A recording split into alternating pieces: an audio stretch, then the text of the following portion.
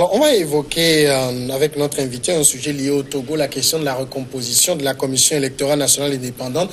Qu'est-ce qui va changer? On sait qu'à l'issue du second round du comité de la rencontre du comité de suivi, un consensus a été trouvé justement sur la question de la recomposition de la CENI. Et pour en parler, nous recevons Orphée Adom, coordonnateur du collectif des jeunes pour le développement CJD. Monsieur Adom, bonsoir. Bonsoir, monsieur Nyami. Merci d'accepter notre invitation.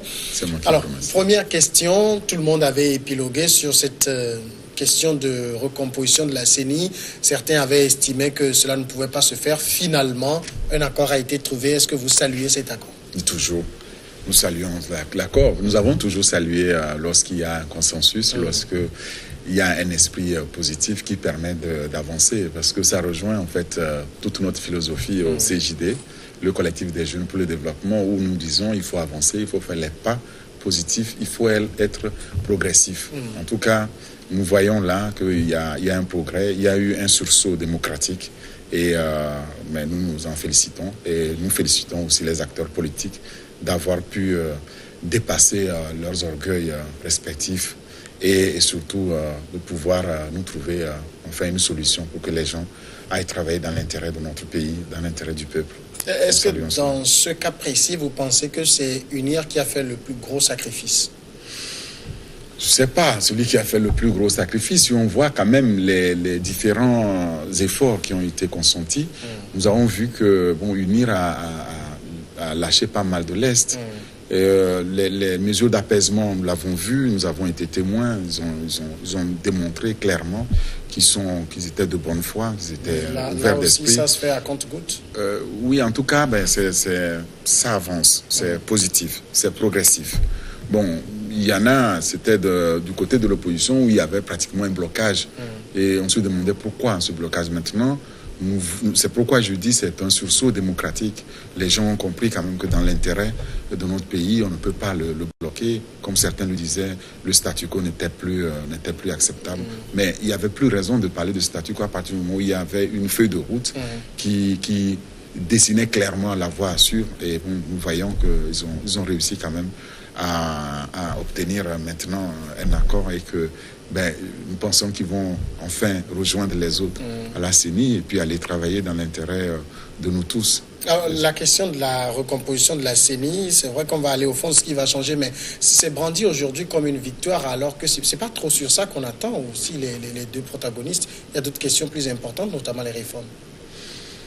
Certainement, il faut se garder toujours de parler de victoire ou d'échec, parce que c'est contrairement à ce que les uns et les autres pensent, c'est pas positif ça comme approche. Là, celui qui sort gagnant ici, c'est notre pays, parce que on voit que ça avance. Voilà. Si on parle de victoire, par rapport à quoi? Parce que les gens se sont partagés les sièges à la CENI, c'était déjà partagé depuis. Ce n'était pas facile, c'était pas évident que l'UNIR puisse lâcher ce morceau-là aussi. On a entendu les déclarations par-ci, par-là, il n'y aura pas de recomposition de la CENI, mais finalement, ça a été comme si, malgré tout, l'opposition a réussi à arracher cela. Je ne pense pas vraiment, parce qu'il n'y a jamais eu, on n'accepte pas l'UNIR, le parti au pouvoir a toujours demandé que les gens qui n'avaient pas encore occupé leur siège de venir occuper ces sièges-là pour que la CENI continue à travailler. Nous avons suivi ça ensemble ici dans notre pays. Donc je ne pense pas que ce soit UNIR qui bloquait.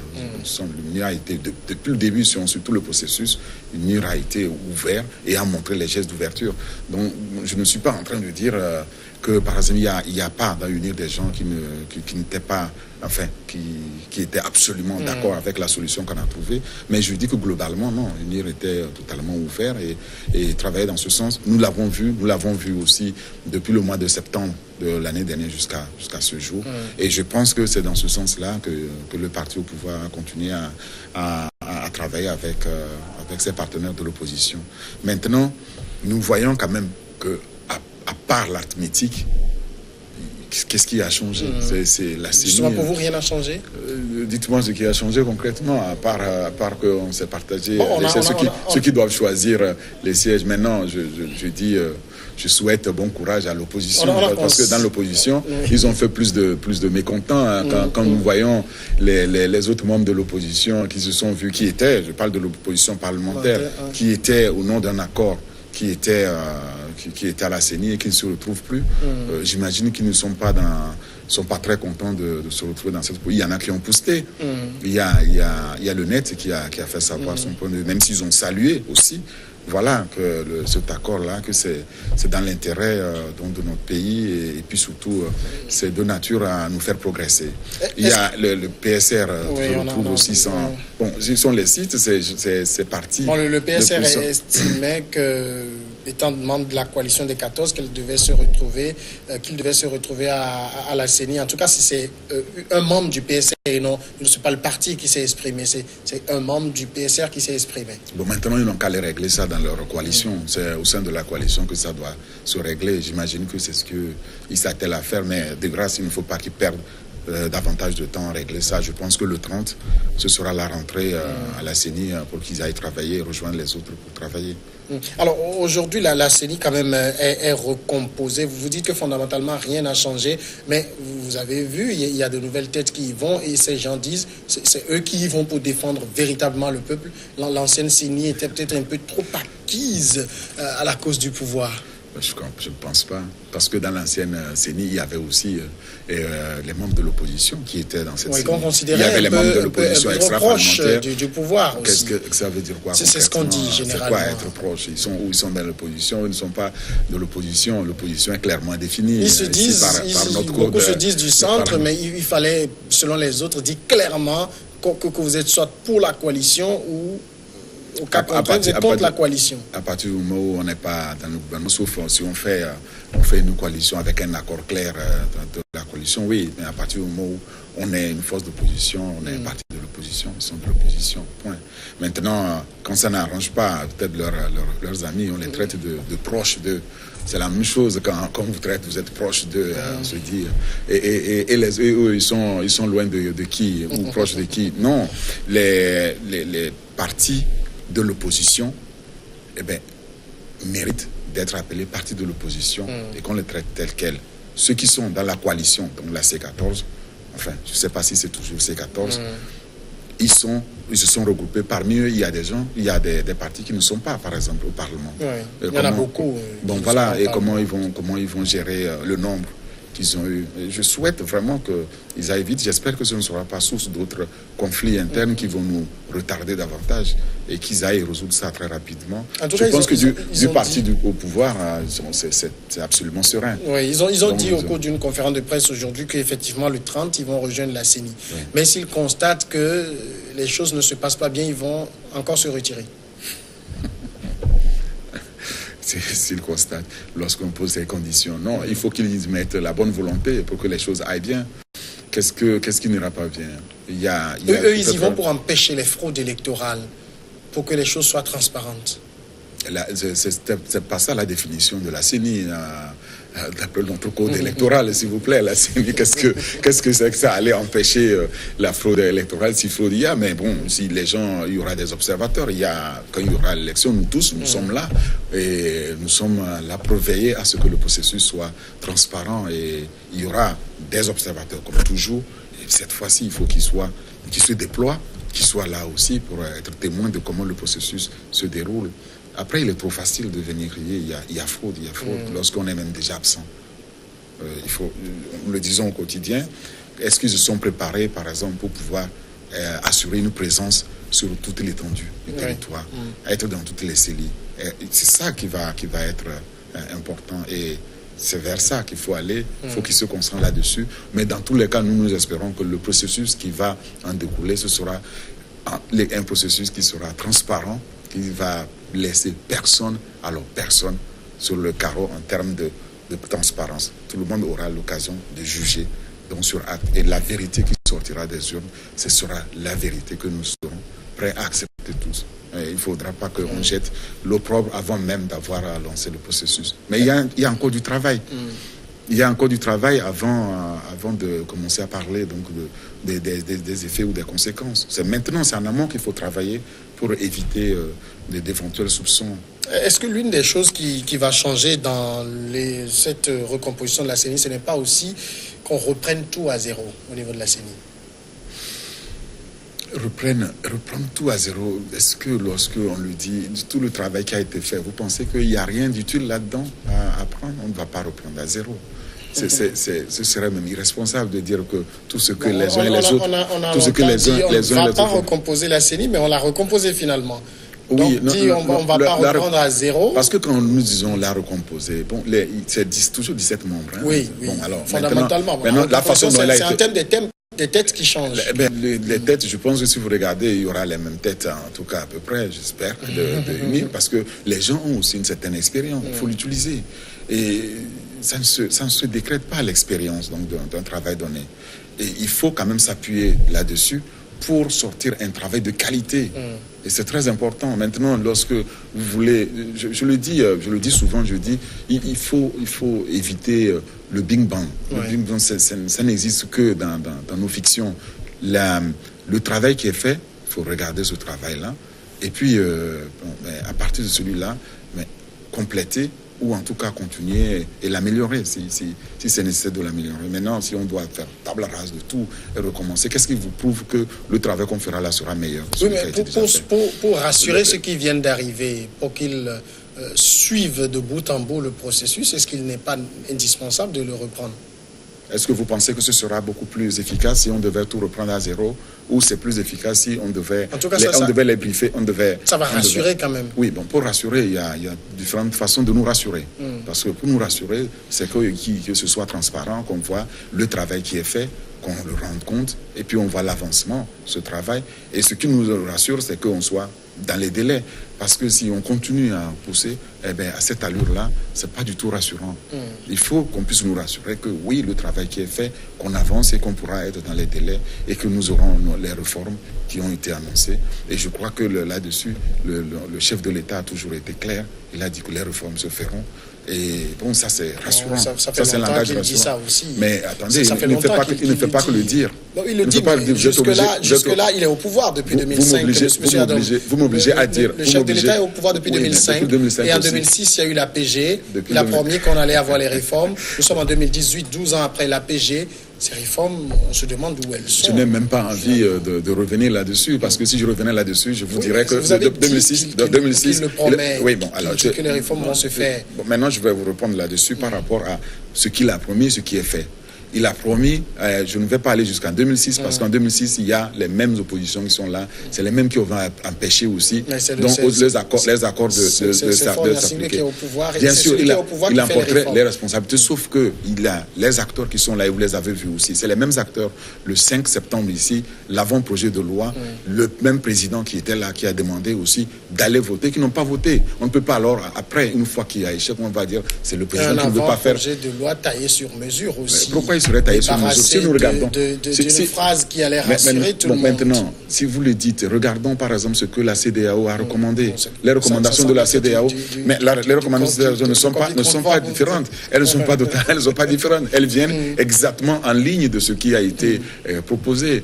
Ils ne se sont pas attardés sur un bout de phrase. Je parle donc des chefs d'État et de gouvernement de la CEDEAO. Donc ça veut dire quelque part que le chef de l'État avait quand même un bon sens en proposant ça. Et c'était le meilleur compromis, on aurait gagné du temps, nous l'avons toujours dit. Et quand nous nous prononçons sur la chose politique, nous disons, mais il faut absolument que nos acteurs politiques deviennent pragmatiques, réalistes, et qui regardent, c'est ça aussi la réelle politique. Hein. Il faut qu'ils puissent voir qu'est-ce qui est faisable maintenant, on prend ça comme un acquis, et puis on avance. On doit avancer.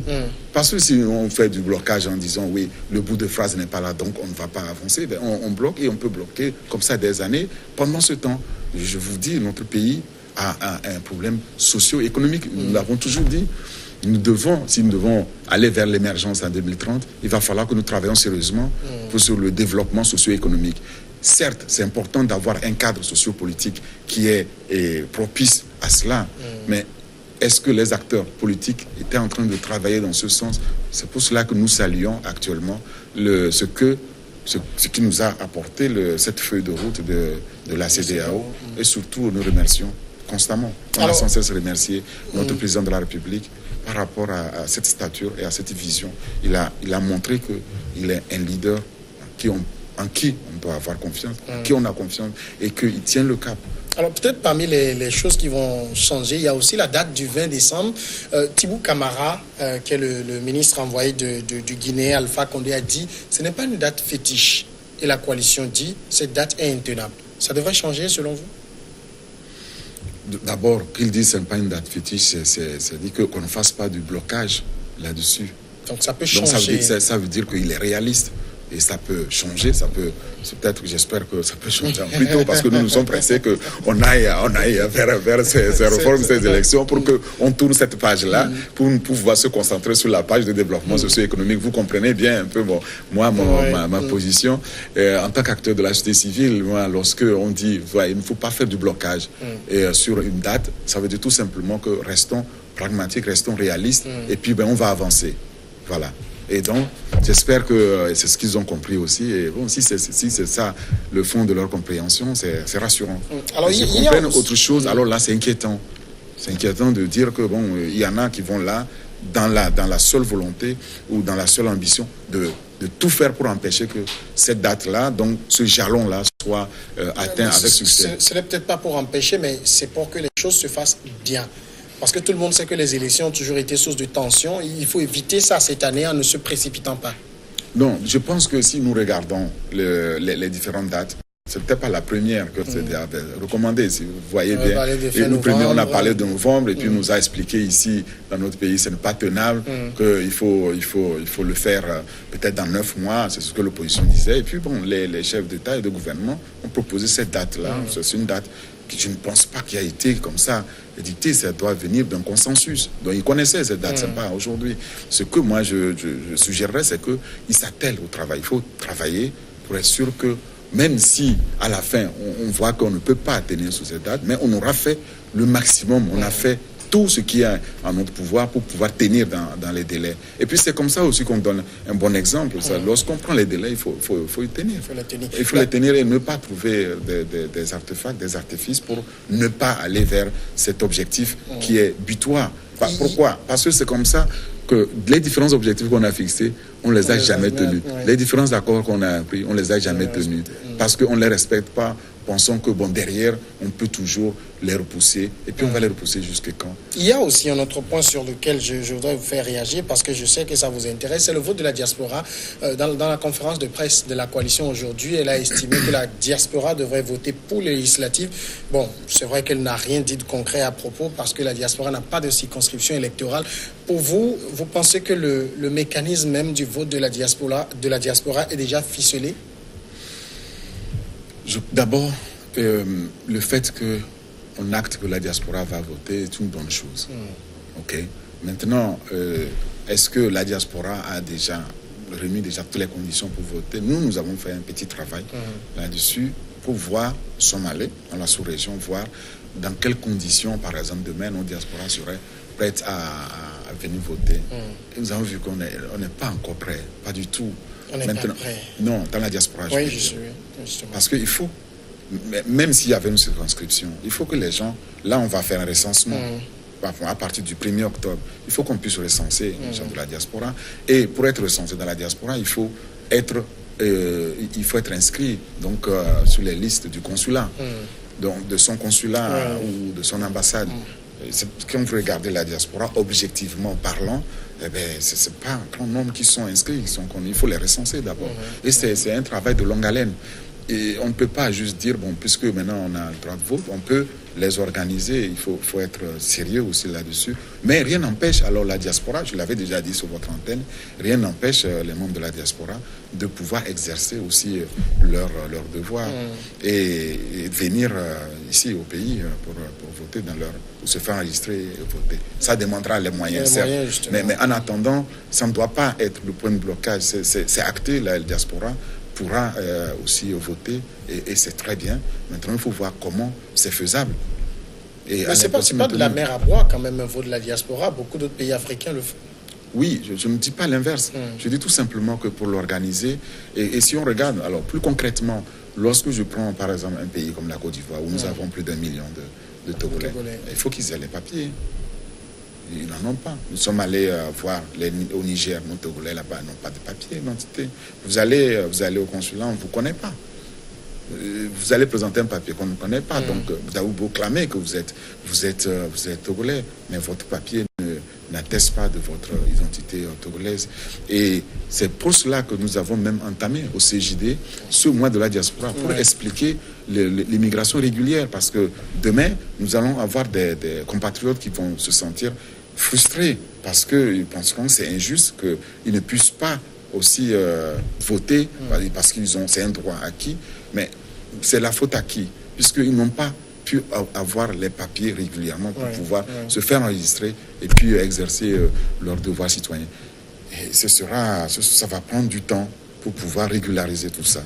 Et nous travaillons là-dessus pour aider donc nos amis de la diaspora à améliorer ce travail-là, à progresser le plus vite et surtout à faciliter donc le processus d'enrôlement, d'enregistrement, faisant d'abord les papiers. Ce que vous voulez dire, c'est que techniquement, la diaspora ne peut pas voter pour les législatives. Non, techniquement, elle peut voter. Ça, je ne le dis pas.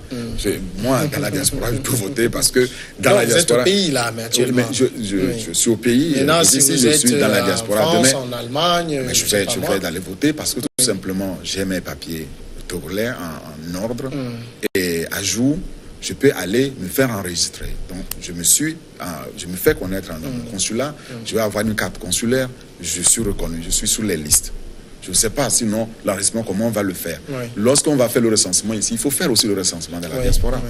Mais je dis que ça va être un peu plus compliqué parce que, et là, je parle de ce que je sais. Mais est-ce que c'est pas beaucoup plus facile dans la diaspora, dans la mesure où, si on prend ceux qui se sont enregistrés au niveau des consulats ou des ambassades, mais les ambassades fournissent simplement la liste et on connaît le nombre de Togolais qui vivent bien sûr. En Tunisie, au Maroc, bien en sûr, France, évidemment. aux États-Unis. Mais oui, et comment ça sera fait autrement? C'est ce qui va être fait. Sauf que ceux qui ne se sont pas enregistrés alors, ils ne sont pas... Ils se sont togolais. Exclus d'office. Mais voilà. Donc, seulement quand on regarde alors ces exclusions, je dis qu'attention, parce que c'est l'écrasante majorité. Et je lui dis en le sachant, en le savant, j'étais dans la diaspora et je sais que c'est... Et puis, nous sommes allés vérifier. Vous avez vu aussi le témoignage de responsable des Togolais au Niger, M. Combaté, il nous l'a expliqué clairement le 5 septembre, lorsque nous avons lancé le mois de la diaspora.